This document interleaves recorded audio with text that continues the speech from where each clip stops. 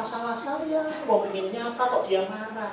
Oh, setelah saya teliti bukan saya yang salah, karena beliaunya bisulan. Nah, karena bisulan orang berbuat baik pun dianggap salah. Nah, karyawan bisulan itu selalu menganggap orang lain salah. Semoga bisulannya cepat sembuh ya. Jadi itu namanya karyawan makro. Yang kelima adalah suatu ketika kita bikin angketnya Pak. Kita bikin dipetakan Pak. Jadi nanti Bio Farma berapa yang wajib, berapa yang sunnah, berapa yang mubah, berapa yang makro. Saya punya alat toolnya Pak. Assessmentnya ada, sudah validasinya bagus. Kenapa validasi harus minta orang luar negeri? Tidak harus, kita itu lebih hebat dari luar negeri. Dasar itu percaya pada orang luar negeri. Terjemahkan angket, ada angketnya salah terjemahkan enggak ya. Nah ini ya, 5 tim haram. Haram itu ciri khasnya perusak. Perusak. Maka orang haram itu di sini sekarang. Maka perilaku orang haram itu merusak, mengganggu, merugikan. Kalau nggak masuk orang bersyukur. Nah suami haram itu kalau kerja begini untuk rapat begini anaknya langsung gembira. Istrinya semakin lebih muda karena sebelin suaminya. Karena suaminya kerja di Bio Farma, bagian yang melayani orang kan ramah, senyum. Si istrinya boleh senyum, pas pulang ke rumah senyumnya sudah habis. Jadi pulang ke rumah tinggal judisnya. Nah itu namanya haram. Orang haram itu contohnya mungkin seperti ini kerjanya.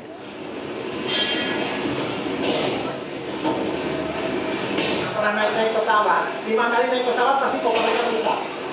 Karena kayak gini Pak, buat tinggi Pak.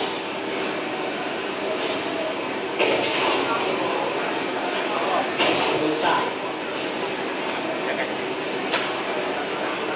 Oke, nanti dilanjutkan. Nah, selanjutnya adalah seni menjadi karyawan wajib.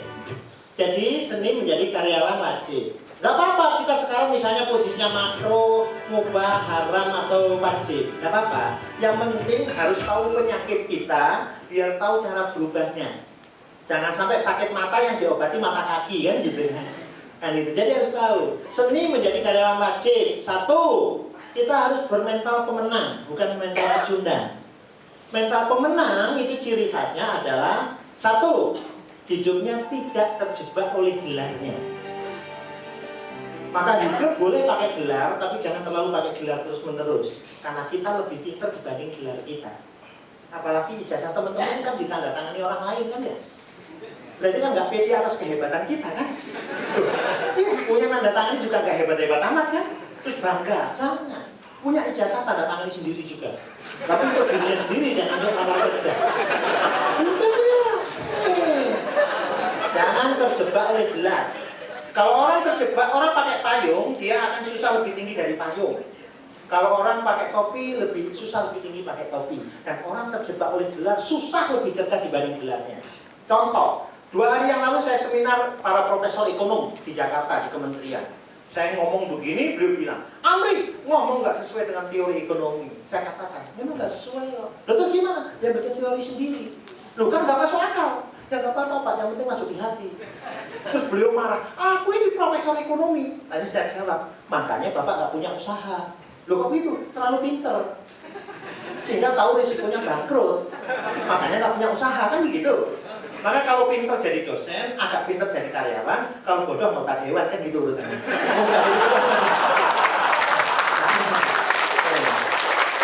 Nah, maka jangan terjebak oleh gelar. Akhirnya beliau bilang, aku ini banyak makan asam garam. Makan asam garam kok bangga? Makan asam garam itu berarti miskin. Asam garam. Maka rumus hidup adalah bukan pengalaman, pengalaman adalah guru yang baik, tidak. Pengalaman guru yang baik dan tidak berpengalaman guru yang sangat baik. Maka hidup jangan bangga dengan pengalaman. Coba orang yang dulu pacaran terlalu lama punya pengalaman bikin anak, berkeluarga dia malah berantakan. Karena punya pengalaman dulu bikin. Wah ini guyonan Pentium 20. Jadi, yang dia Pentiumnya 10 lu ketawanya 2 bulan akan datang. Kan dulu lucu katanya. Jangan terjebak oleh gelar. Pernah dengar lagunya Bluri? Bluri itu berani membuat lagu Semangka Berdaun Sirih. Kenapa Bruri berani buat lagu Semangka Berdaun Sirih? Karena Bruri tidak kuliah di pertanian. Kalau dia kuliah di pertanian, nggak berani buat lagu Semangka Berdaun Sirih karena itu melanggar SKS. Maka Bruri nggak ditangkap oleh KPK loh. Iwan Fals berani buat lagu belum ada judulnya karena nggak kuliah di bahasa Indonesia. Bimbo berani buat lagu Melati dari Jayagiri. Silakan datang ke Jayagiri. Sampai sekarang nggak ada mohon maaf. Dan tidak dimarahi.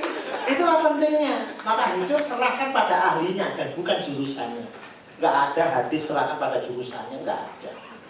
Orang yang kuliahnya jurusan seni musik paling ngajar not balok. Semua atlet terkenal bukan jurusan olahraga, karena jurusan olahraga ngajar senam. Ini. Maka Tantowi Yahya, Helmi Yahya waktu miskin di Palembang ngamen.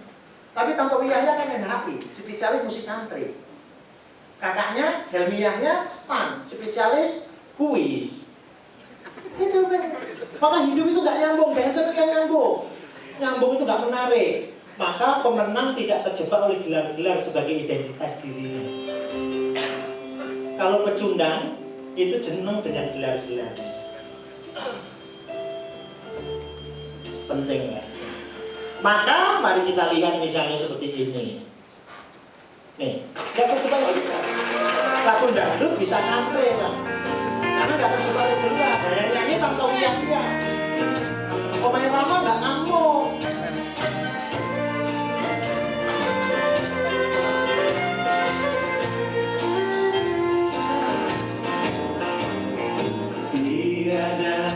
Orang yang tak suka. Lagu dangdut zaman dulu ya. Pura-pura nggak ngerti ya.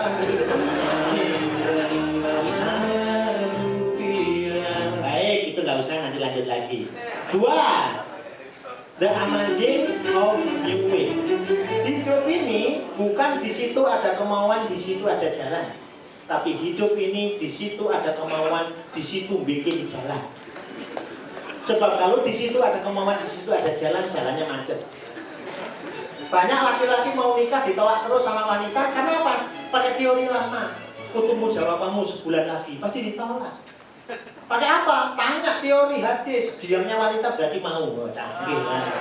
Itu teori terobosan baru. Oh iya, jangan ditunggu lama-lama, pasti ditolak.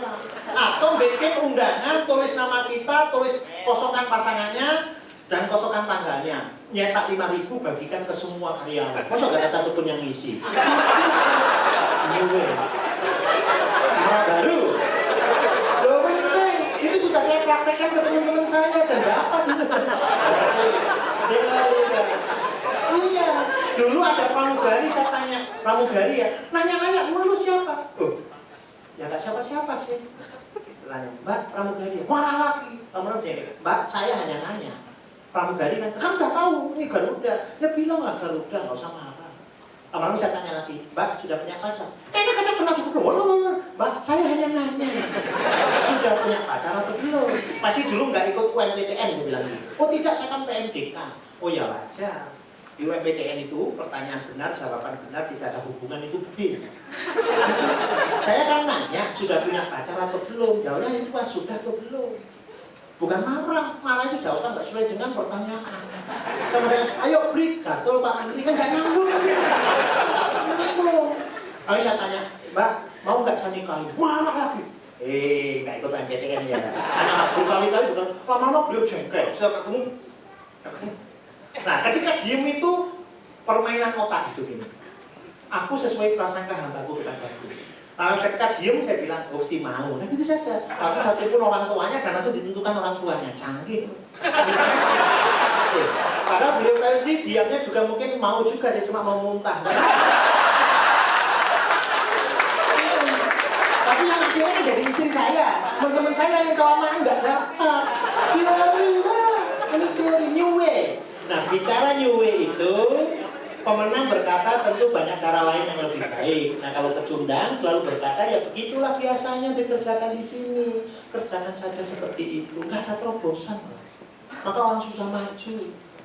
Memang kita harus ikuti standar ISO, tapi jangan terjebak ke ISO. Nanti ISO. Jadilah ISO yang kreatif gitu loh. Itu. Nih contoh, nggak nyambung Pak.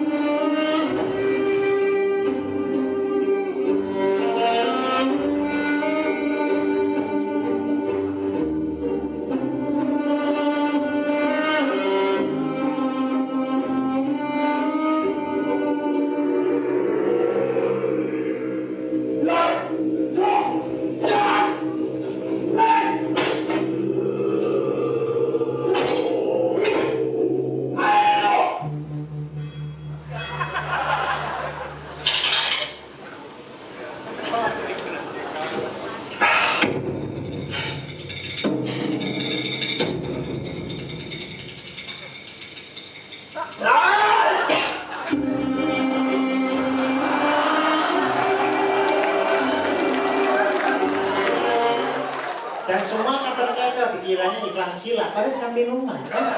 Dan bintangnya Shaolin, kan kurang ajar itu kan. Latihan silat bertahun-tahun, tiba-tiba kalah dengan jeduk kan begitu. Jangan khawatir, materi kita sampai jam 4 ya. Nggak akan mati lah kalau ada break, nggak akan mati. Paling mati tinggal dikubur, kan gitu saja. Ini penting, di Gunung Kidul, kalau musim kemarau kan susah rumput. Orang lain sapinya banyak yang dijual. Teman saya nggak dijual, Pak, karena untuk Idul Kurban. Terus gimana agar sapinya tetap gendut? Gampang. Setiap pagi sapinya diajak jalan-jalan, dikasih kacamata plastik hijau. Selesai kan? Sehingga pas jalan-jalan rumput-rumput yang kering terkesan hijau. Nah itu kan metode imajiner itu Pak. Itu namanya kreatif. Terobosan baru. Ada yang terlalu senyumnya terus itu telat, atau kurang cerdas. Nah tadi Pentium 21. Benar Pak. Bahkan sapi kalau ingin sehat kan harus olahraga, biar kalau disembelih dagingnya banyak. Tapi ngajak lari sapi ya kan capek Pak. Maka ada terobosan baru Pak. Olahraganya pakai mobil Pak.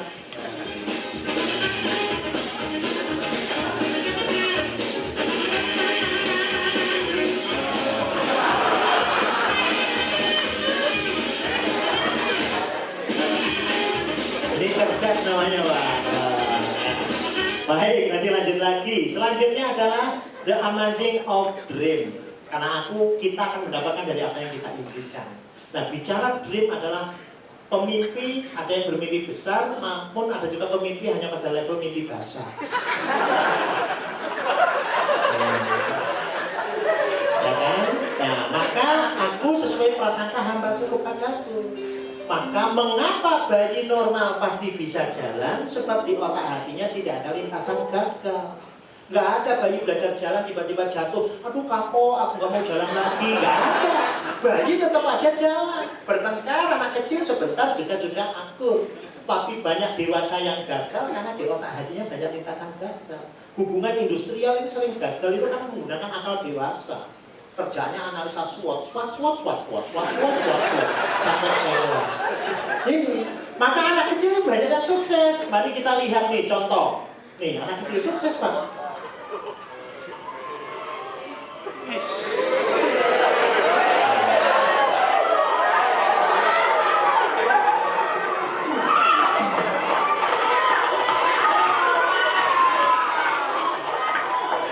Coba yang dewasa kita lihat. Kecil kan sukses Pak.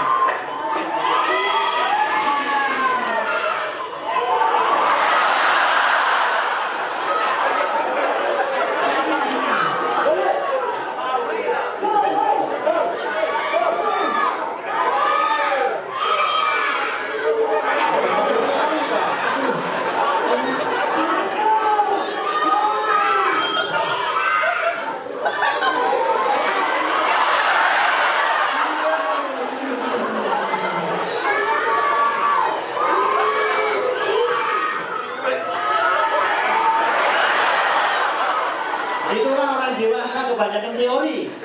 Selanjutnya adalah, nah itu bentuk mimpi. Saya kira nggak usah ya, Pak, kita habis. Kita lanjutkan ini aja. Saya ingin masukin ke sini aja. 4 adalah The Amazing of Keliru Monologi. Ya. Di hidup itu harus punya mentalitas berlomba dalam kebaikan. Maka namanya adanya ilmu keliru monologi. Jadi keliru itu penting. Karena ciri orang beriman itu yang penting tidak masuk lubang yang sama 2 kali. Melakukan kesalahan lebih dari 2 kali itu tidak apa-apa. Maka 100 aktivitas yang salah 20 jauh lebih bagus daripada 4 aktivitas yang salah 2. Kalau 4 aktivitas yang salah 2 itu 50%. Maka kalau menilai karyawan jangan dinilai jumlah besar kesalahannya, tapi berapa persen angka kesalahannya dengan keberhasilan. Harus persentase dong, adil. Lomba. Bicara tentang lomba, maka rumusnya adalah win-win solution seperti yang tadi itu dalam hubungan industrial, win-win solution. Maka hidup itu hati senang berlomba dalam kemenangan. Kalau ego senang yang penting menang. Hubungan industrial hanya mengandalkan akal, nggak akan pernah ketemu. Harus mengandalkan hati. Contoh tesnya, pernah nyanyi ini? Pernah nyanyi ini? Pernah? Pernah masuk TK kan dulu? Ya pernah lah ya, walaupun goresan kampungnya ada, tapi nggak apa-apa ya. Kita nyanyi bareng-bareng, tepuk tangan yang keras dulu. Kita nyanyi bareng-bareng ya, 1, 2, 3. Lihat. Tepuk tangan.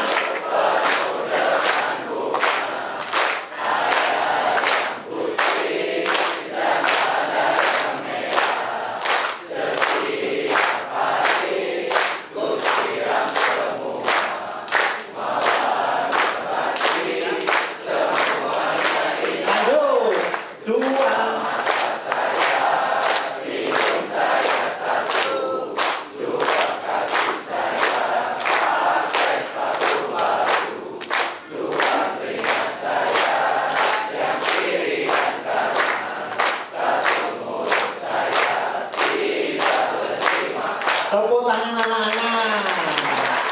Mari kita lihat, ketika kita nyanyi bareng-bareng tanpa persaingan, maka nyanyi juga asal-asalan. Ya, ya. Bahkan ada yang nggak nyanyi, ada yang gini aja. Kenapa? Karena nggak ada pesaing. Nah, biar semangat harus diciptakan pesaing. Misalnya, kelompok ini nyanyi lagu Lihat Kebunku. Kelompok ini nyanyi lagu Dua Mata Saya. Kita adu.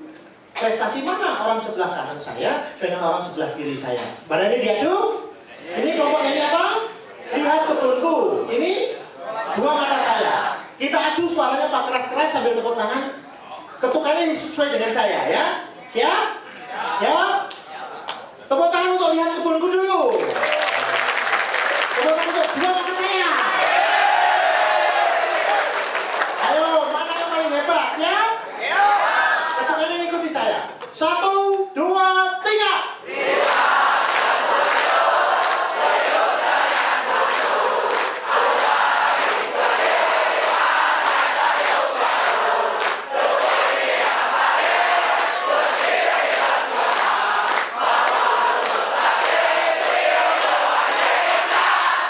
Beda kan? Tadi pas yang sendiri?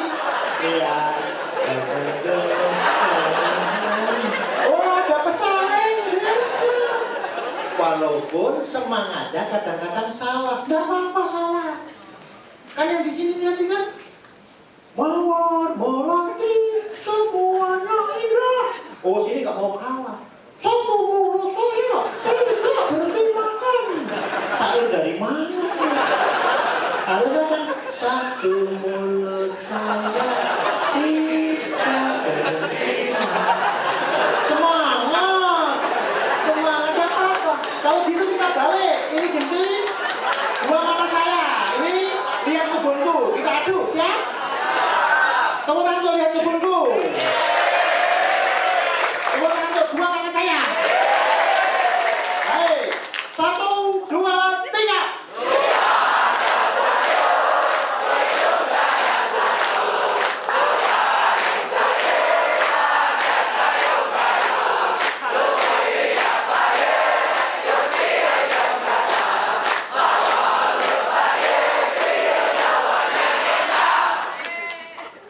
Apakah kalau dibalik tidak salah? Semakin salah. Tadi misalnya nyanyi lagu Dua mata saya, hidup saya satu. Jadi lihat kebunku penuh dengan bunga. Terus gimana kalau salah? Tidak apa-apa. Ilmu keliru monologi lagi. Justru gara-gara salah muncul produk baru. Lagu Lihat Kebunku dengan nada suara dua mata saya, dan lagu Dua Mata Saya dengan nada suara Lihat Kebunku. Satu kesalahan, dua produk yang berbeda. Itu canggih. Maka belajarlah ilmu keliru monologi. Wow. Baik, beberapa menit lagi ya, nggak apa-apa ya, menit lagi ya. Baik. Kayak orang basic klik aja ingin istirahat terus. 5 itu nggak amazing of kepepet. Ini penting kan? Jadi kerja di Bio Farma harus punya target yang tinggi. Ketika tinggi kita kepepet, dan ketika kepepet ketergantungan kepada Allahnya tinggi. Ini penting lah. Ilmu kepepet, maka analisa SWOT otak kiri katanya kalau kelebihan banyak, kesempatan banyak, kelemahan sedikit, halangan sedikit pasti sukses. Tapi kalau otak hati